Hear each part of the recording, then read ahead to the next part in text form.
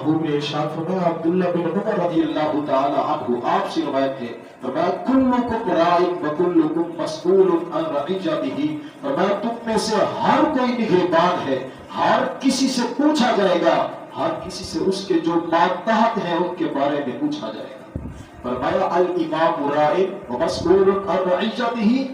بادشاہ، حکمران، خلیفہ یہ بھی نگہبان ہے، اس سے بھی اس کی عوام کے بارے میں پوچھا جائے گا۔ اور ساتھ یہ بھی ارشاد ہے والراجل، اور جو بندہ ہے، راع فی اہلہ، یہ بھی اپنے گھر والوں کا نگہبان ہے، مسئول عن رعیتہ،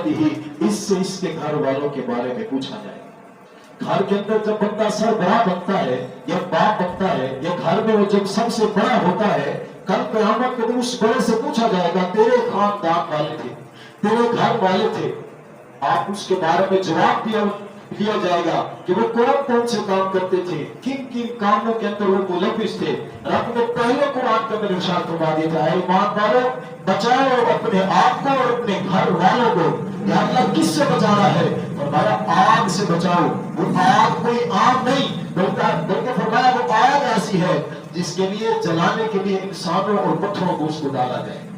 ان کو بھڑکانے کے لیے اس آگ کو انسان اور پتھر استعمال کیے جائیں گے، ایسی آگ ہے۔ اور اللہ کے محبوب نے بھی بہت سی حدیث کے اندر ارشاد فرمایا ہے، لیکن ہم اولاد کی تمنا کرتے ہیں، اللہ سے مانگتے ہیں یا اللہ اولاد عطا فرما۔ صرف اولاد مانگنا ہی نہیں بلکہ ان کی تربیت بھی کرنا انسان کی ذمہ داری ہے، یہ باپ کی ذمہ داری ہے، اور یہ اولاد تو امانت ہوتی ہے۔ اور رب کے محبوب نے ایک اور مقام پر ارشاد فرمایا، کل مولود یولد علی الفطرۃ،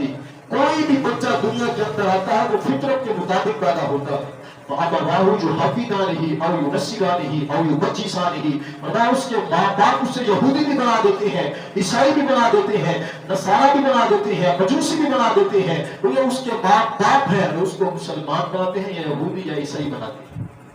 بچہ تو دنیا کے اندر آیا ہے،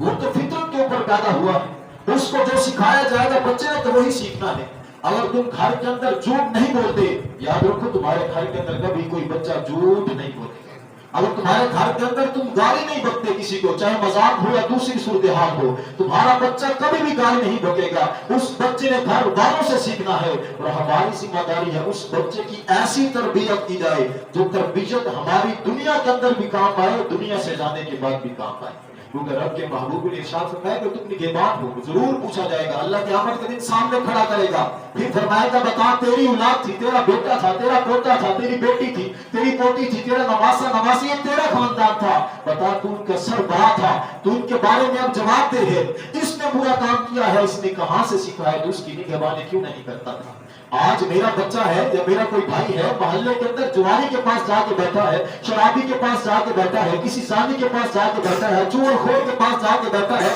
تو میری ذمہ داری ہے اس کو روکوں، کیونکہ وہ تو بچہ ہے، اس نے تو جس سے سیکھنا ہے وہ سیکھ جائے گا۔ ہمارے اوپر لازم ہے کہ ہم اپنی اولاد کا دھیان کریں، ہم اپنے رشتہ داروں کا دھیان کریں، ہم اپنے بھائی بہن ہر چیز کا دھیان کریں، کیونکہ رب کے محبوب نے ارشاد فرمایا، حدیث پاک کے اندر ہے، فرمایا المرء علی دین خلیلہ، بندہ اپنے دوست کے دین پر ہوتا ہے۔ فَلْيَنْظُرْ أَحَدُكُمْ مَنْ يُخَالِلُ، تم میں سے ہر کوئی دیکھے وہ کس کو دوست بنا رہا ہے، کیا میرا دوست کوئی شرابی تو نہیں بن رہا، کیا میرا دوست کوئی جواری تو نہیں بن رہا، کیا میرا دوست کوئی زانی تو نہیں بن رہا، کیا میرا دوست کوئی یتیموں کا مال چھیننے والا تو نہیں بن رہا، کیا میرا دوست کوئی ظالم تو نہیں بن رہا، کیا میرا دوست کوئی جھوٹ بولنے والا تو نہیں بن رہا، کیا کوئی حاسد تو میرا دوست نہیں بن رہا۔ یہ میری ذمہ داری ہے، میں نے دیکھنا ہے، جس طرح میری ذمہ داری ہے اپنے بارے میں دیکھوں، ایسے میری ذمہ داری ہے اپنی اولاد کے بارے میں دیکھوں، کیا میرے بیٹے کے ساتھ بیٹھنے والا کوئی جواری تو نہیں، کوئی شرابی تو نہیں، کوئی حرام کام کرنے والا تو نہیں، کوئی یتیموں کے مال کو چھیننے والا تو نہیں۔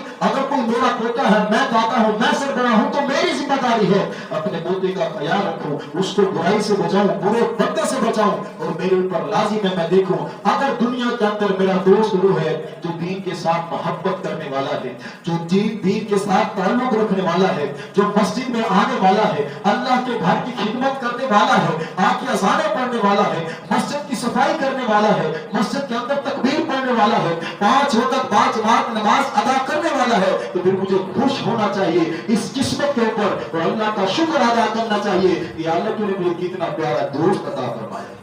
آج ہمارے اوپر لازم ہے اگر تمہارا دوست کوئی دوسرا ہے تو اسے چھوڑ دینا چاہیے، کیونکہ اللہ نے قرآن میں بھی ارشاد فرما رکھا ہے ایک دن آئے گا ہر کوئی چھوٹ جائے گا۔ یہ جس دوست کے کہنے میں میں جا کے شراب پی رہا ہوں، جس دوست کے کہنے میں میں جا کے جوئے کے اڈے کو آباد کر رہا ہوں اور اللہ کے گھر کو اعاذ باللہ برباد کر رہا ہوں، ویران کر رہا ہوں، اللہ کے گھر کی طرف جو دوست مجھے نہیں دینے آ رہا، میں فرماتا قیامت کا دن ہوگا دونوں دوست ایک دوسرے سے جدا ہو جائیں گے۔ اگر کوئی دوست قیامت کے دن اکٹھا رہے گا تو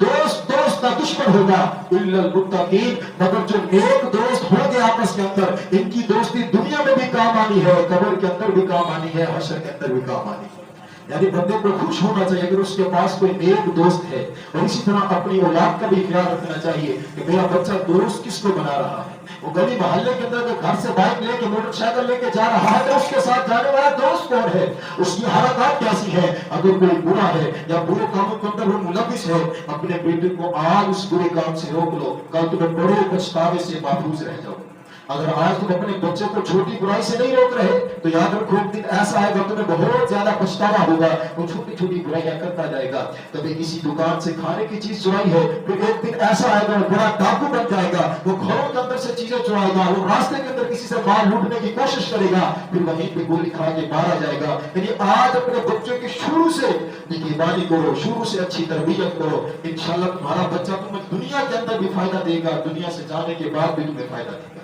اللہ